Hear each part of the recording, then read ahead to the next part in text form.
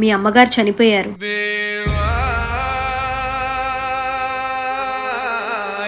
అమ్మా!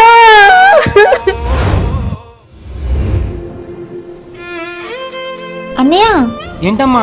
నన్ను కొంచెం గుడికి తీసుకెళ్తావా? తీసుకెళ్తాను రా, కానీ నేను లోపలికి రాను. సరే. ఎక్కు.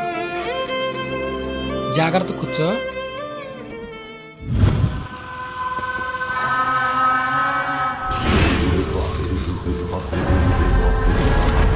నువ్వు లోపలికి రారా అన్నా? నేను ఇంటికాడే చెప్పా నేను లోపలికి రానని. నువ్వు వెళ్ళి నా గురించి కూడా దండం పెట్టుకో. సరేలే. అమ్మా అమ్మోరు డంగురు డంగురుమా అందుకో బాబు,